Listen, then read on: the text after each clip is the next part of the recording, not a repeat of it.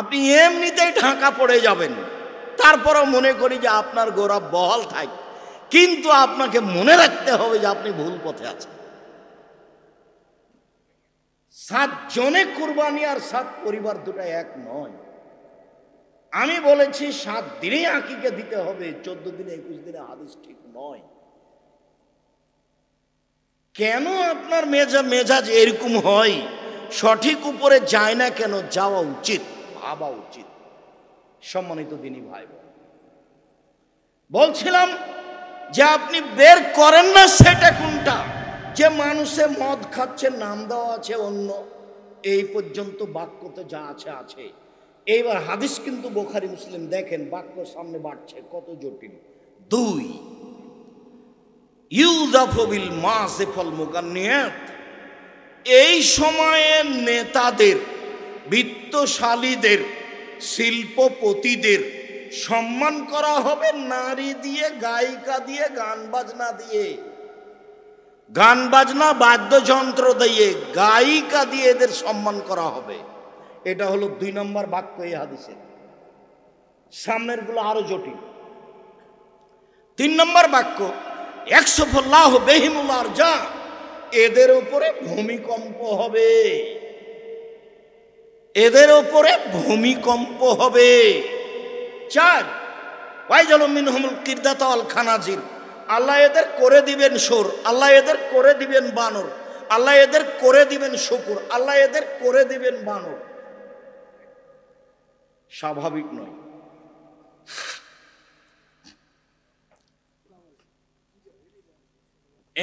এক, মদ খাবে, নাম দিবে অন্য। 2 এদের উপরে ভূমিকম্প হবে।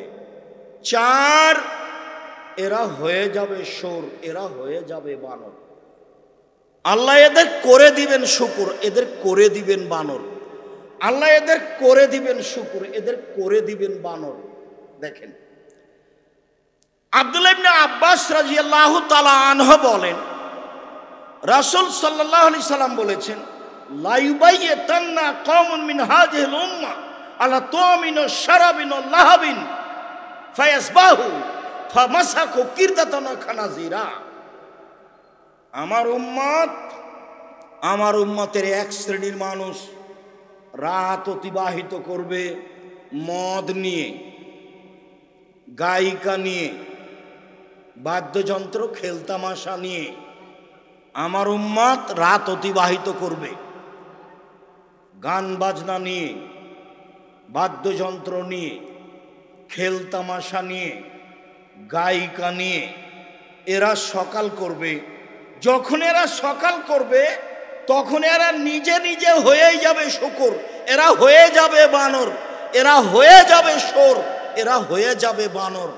আল্লাহর নবী বলছেন, আল্লাহ ওদের করে দিবেন শুকুর, আল্লাহ ওদের করে দিবেন বানর।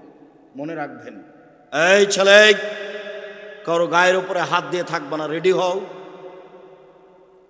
এমন কোনো পাপ নাই দুনিয়াতে যেই পাপের পরিণাম সোর হয়ে যাওয়া। দুনিয়াতে জেনা নয়, চুরি নয়, ডাকাতি নয়, সুদ নয়, ঘুষ নয়, মানুষ হত্যা নয়, অথচ মানুষ হত্যা মহাপাপ। আল্লাহ বলছেন, কেউ যদি একজন মুসলমানকে হত্যা করে, সারা পৃথিবীর মানুষকে হত্যা করলো। এইভাবে আল্লাহ বলছেন কোরআন মাজিদে। এরপরেও যদি মানুষ মানুষকে হত্যা করে অন্যায়ভাবে, ফলাফলে ও শুকর হয়ে যাবে, এই কথা আল্লাহ নবী বলেন। কথা বুঝাতে পারিনি মনে হয়। গান বাজনা বাদ্যযন্ত্রে লিপ্ত হলে, খেলতামাশায় লিপ্ত হলে ও হয়ে যাবে শুকর, ও হয়ে যাবে বানর। কি করে আপনি 31st নাইট মানতে পারেন এইভাবে? এই ছেলে মেয়ের বাপ মা যদি অশিক্ষিত না হয়, তাহলে অশিক্ষিত কে? এরাই হলো ইতর শ্রেণীর মানুষ, এরাই হলো নিম্ন শ্রেণীর মানুষ, এরাই হলো অসভ্য বর্বর মানুষ। জাতির যদি রাস্তাঘাট করে দিতে না পারি, জাতির যদি স্কুল কলেজ করে দিতে না পারি, জাতিকে চূড়ান্ত সঠিক ধর্ম দিতে পারবো ইনশাআল্লাহ। ধর্মের ব্যাপারে জাতিকে ফাঁকি দিয়ে পরকাল হারাতে রাজি নই। কোন সাহস দেখে আপনি মুসলমানের ছেলে মেয়ে হয়ে এই খ্রিস্টানদের 1 তারিখকে আপনি মানতে যান? কি দেখাতে চান আপনি? কি বুঝাতে চান আপনি? দেশের কি করতে পারেন আপনি? জাতির কি করতে পারেন আপনি? মেয়ে নাচিয়ে, পটকা ফুটিয়ে, আতশবাজি করে আপনি জাতির কি করতে পারেন? ইহুদি খ্রিস্টানের সাথে মিশে যে আপনি কি করতে পারেন? রাসূল সাল্লাল্লাহু আলাইহি ওয়াসাল্লাম দুঃখ করে বলেছেন কিছু কথা, যে একটু পরে বলছি। আনাস রাদিয়াল্লাহু তাআলা আনহু বলেন, রাসূল সাল্লাল্লাহু আলাইহি সাল্লাম বলেছেন, একুনু মিন বাদি ফি হাযিহিল উম্মাহ খাসফুন ওয়া মাসখুন ওয়া কাযফুন। আমার উম্মতে ভূমিকম্প হবে, আকার আকৃতি পরিবর্তন হবে, সমস্যা নেমে আসবে। তিনটি পাপের কারণে তিনটে বিপদ নেমে আসবে। তিনটি পাপের কারণে তিনটে বিপদ নেমে আসবে। বিপদ এক, ভূমিকম্প হবে। বিপদ দুই, সন্ধ্যায় থাকবে মানুষ, সকালে হবে শূকর। সন্ধ্যায় থাকবে মানুষ, সকালে হবে বানর। একবারে হুবাহু বানর হয়ে যাবে, হুবাহু হুবাহু শূকর হয়ে যাবে, শোর হয়ে যাবে। যারা গান বাজনা, খেলতামাশা, বাদ্যযন্ত্রে মত্ত আছে, যারা নাচ গানে মত্ত আছে, তারাই। সব হাদিস একই রূপে। সমস্যা সমস্যা বিভিন্ন দিক থেকে নেমে আসবে। মাদ্রাসায় মারামারি, মসজিদে মারামারি, আলম ওলামার একজন আর একজনের বিরুদ্ধে কথা বলা, একজন আর একজনকে ধুয়ে ছেড়ে দিচ্ছে চিন্তা ভাবনা ছাড়াই। সমস্যা নেমে আসবে। জমির দাম যা, রেস্টির খরচও প্রায় তাই। সমস্যা নেমে আসবে। এক, ভূমিকম্প। দুই, আকার আকৃতি পরিবর্তন। তিন, সমস্যা। এবার পাপ তিনটা। এক, সারেবুল খমরা, মানুষ যখন নেশাদার দ্রব্য পান করবে তখন এরকম। দুই, জাহারাতিল কায়নাত, মেয়েরা যখন নাচবে। সব মোবাইলে মেয়ে নাচে, প্রায় সব দোকানে মেয়ে নাচে, প্রায় সব বাড়িতে মেয়ে নাচে, যেটা আপনি রাত দিন দেখছেন। তিন, অজারাবুল মাযিব, যেদিন তারা বাদ্যযন্ত্রে লিপ্ত হবে, গান বাজনায় লিপ্ত হবে, সেদিন এই তিনটে বিপদ নেমে আসে। স্বাভাবিক। চলেন এবার রাসূল সাল্লাল্লাহু আলাইহি সাল্লাম দুঃখ করে, আফসোস করে যেগুলো কথা বলেছেন সেগুলোতে যাই। সাওবান মাওলা রাসূলুল্লাহ সাল্লাল্লাহু আলাইহি সাল্লাম, সাওবান রাদিয়াল্লাহু তাআলা আনহু বলেন, আল্লাহর নবী বলেছেন, ইন্না মিম্মা তাখাওয়াফা আলা উম্মতি, আমার উম্মতের উপরে আমি যেসব বিষয়ে আশঙ্কা ভয় করি, আমার উম্মতের উপরে যেসব আমি আশঙ্কা ভয় করি, আমার উম্মতে সব পাপে লিপ্ত হবে। এক, আইম্মাতা মুজিল্লিন, ভ্রান্ত হুজুর, হুজুর ধর্ম বিক্রি করে খাবে। শুনুন, কোরআন মাজিদ খুলে আয়াত দেখাচ্ছে, এ দেখেন আল্লাহ বলছেন ভোট দিতে হবে, এবার বলছে।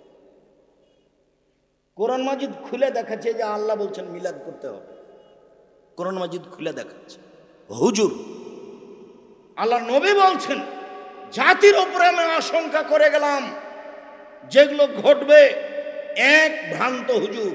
উমর রাদিয়াল্লাহু তাআলা আনহু যদি আজকে বেঁচে থাকতেন, তাহলে বাংলাদেশের শতকরা ৯৫ জন বক্তার আজীবন জেল হতো, কেউ বাইরে থাকতে পারত না। বক্তৃতা করা তো বহু দূরের কথা।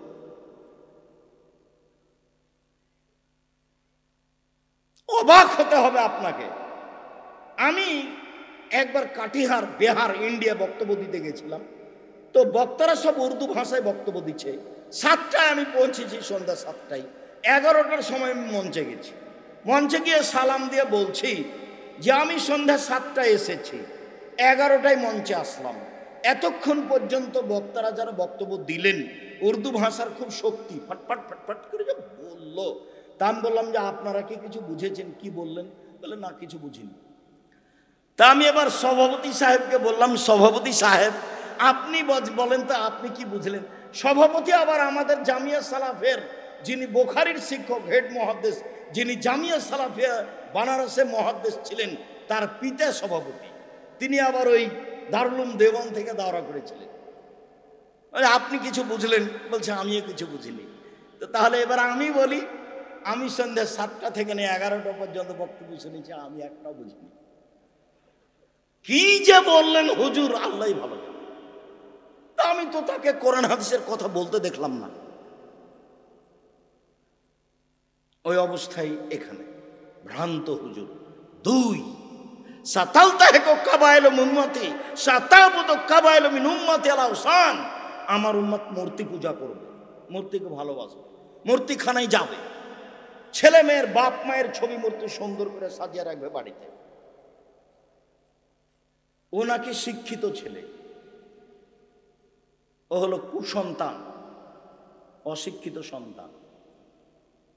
এরকম মানুষকে কবর দিতে এসেছি। কি করে তার ছেলে বাপের কবরকে এভাবে, তার বাপের ছবিকে এভাবে সাজিয়ে রাখতে পারে, মায়ের ছবিকে এভাবে সাজিয়ে রাখতে পারে? বলে যে আমি মাকে সম্মান করছি। ভুল হিসাব। মা মারা গেছে, মাটি দিয়ে বাড়িতে ঢুকে 5 ফুট সাইজের ছবিটা টুকরা টুকরা ছিঁড়ে ফেলে মায়ের জন্য হাত তুলে দোয়া করবে কবরের পাশে। এ হলো সুসন্তান। আমার উম্মত হিন্দুদের সাথে মিশে যাবে।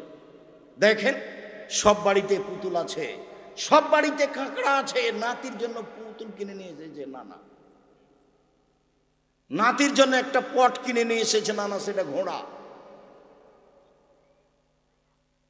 নাতির জন্য একটা কাপড় কিনে নিয়ে এসেছে, তাতে আছে আপনার ওই কার্টন। যেখানে যাবেন সব ইহুদি খ্রিস্টান রাস্তাঘাট ঘিরে রেখেছে। 3, সাতালতাহেকু কাবায়েলু মিন উম্মতি বিল মুশরিকিন, আমার উম্মত মিশে যাবে হিন্দুদের সাথে। নেন এবার, বিবাহ লাগলে বাদ্যযন্ত্র কাদের বাড়িতে হতো? হিন্দুদের বাড়িতে। মুসলমানের ছেলেরা দৌড়ে যেত। এখন তো প্রায় সব বাড়িতেই গান বাজে। ছেলে মেয়ের বিবাহ একবারে বাদ্যযন্ত্রের মাধ্যমে। আল্লাহর নবী বলছেন হিন্দুদের সাথে মিশে যাবে। এক, ভ্রান্ত হুজুর ধর্ম বিক্রি করে খাবে। 2, মূর্তি পূজা করবে। 3, হিন্দুদের সাথে মিশে যাবে।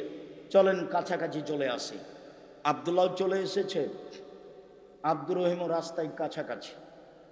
আলহামদুলিল্লাহ, আমরা আল্লাহর শুকরিয়া আদায় করি। আলহামদুলিল্লাহ, জাযাহুল্লাহ খায়র। তাদের খিদমত আল্লাহ কবুল করুক, আল্লাহুম্মা আমিন। আপনারা আব্দুর রহিম আশা এবং বক্তব্য শেষ হওয়া পর্যন্ত ভদ্রতা বজায় রেখে বক্তব্য মূল্যায়ন করার চেষ্টা করবেন। সাদ করে দেখতে আসলেন, দেখে চলে গেলেন, এটা ভালো হবে।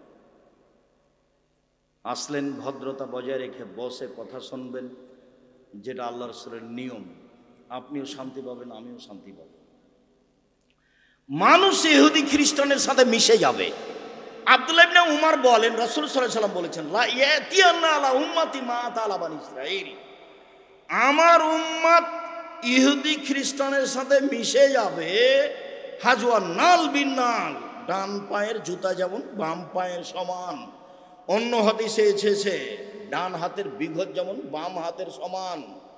আমার উম্মত ইহুদি খ্রিস্টানের সাথে মিশে যাবে চাল চলনে, পোশাক আশাকে, খাতা কলমে, শিক্ষায়, চলাফেরাতে, গাড়ি বাড়িতে, সব কিছুতে আমার উম্মত তাদের সাথে মিশে যাবে।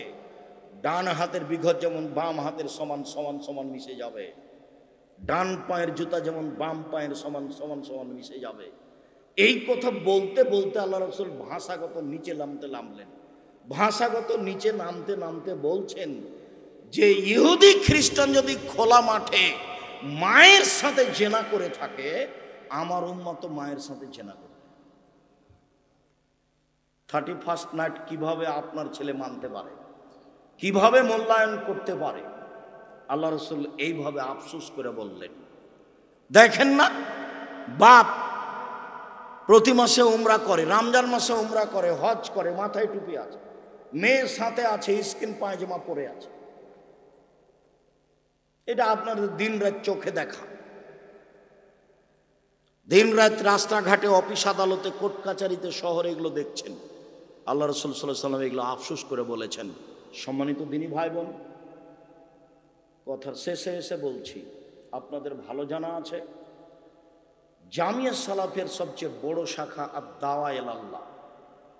আদ-দাওয়া ইলাল্লাহ দেশব্যাপী মক্তব পরিচালনা করতে চাই, যেখানে কার্যক্রম হবে কোরআন শিক্ষা দেওয়া এবং আদর্শ আকীদা শিক্ষা দেওয়া।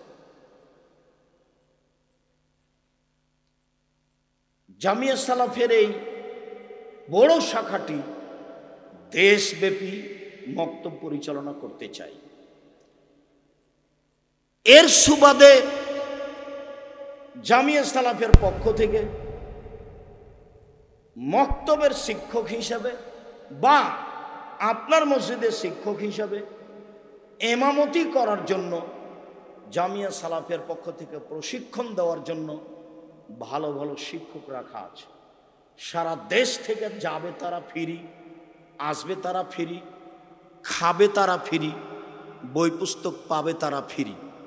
সারা দেশ জুড়ে যারা মসজিদ মাদ্রাসার ইমাম মক্তব পরিচালনা করছে তারা জামিয়া সালাফে প্রশিক্ষণ নিতে পারবে।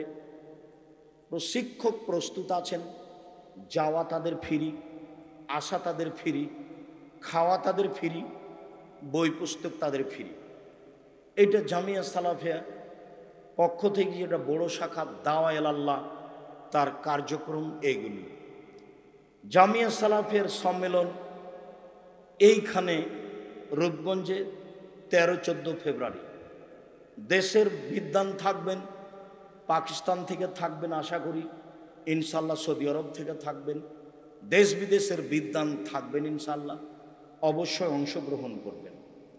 জামিয়া সালাফের দেশ জুড়ে প্রতিষ্ঠান করতে চাই, ছেলেমেয়ের আকীদা সংশোধন করতে চাই, তারা মানুষকে পরকালমুখী করতে চাই।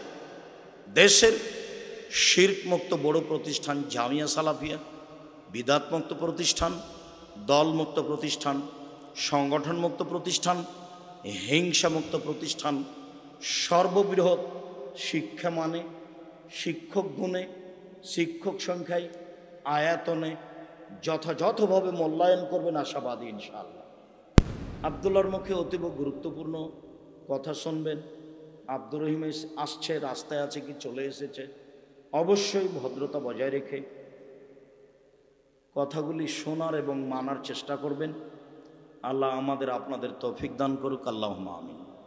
উপস্থিত দিনী ভাই বোন সকলের কল্যাণ কামনা করে জামিয়া সালাফের জন্য আন্তরিকভাবে দোয়ার অনুরোধ রেখে আপনার আহাল পরিবার আপনার অর্থ সম্পদের জন্য দোয়া করে আজকের আলোচনা এখানেই শেষ করছি। আল্লাহ আমাদের যারা মারা গেছে তুমি তাদের কবরের শাস্তি মাফ করো, আমরা যারা অসুস্থ তুমি তাদের আরোগ্য দান করো, আমরা যারা বেঁচে আছি তুমি তাদেরকে তোমার রাসূলের পদ্ধতি অনুযায়ী চলার তৌফিক দান করো। এই দাবি, এ দাওয়া, এ দোয়া রেখে আজকের কথা এখানেই শেষ করলাম। সুবহানাকা আল্লাহুম্মা ওয়া বিহামদিকা আশহাদু আল্লা ইলাহা ইল্লা আনতা আস্তাগফিরুকা ওয়া আতুবু ইলাইক। আসসালামু আলাইকুম। ব্যস্ততা দেখাবেন না। আলহামদুলিল্লাহ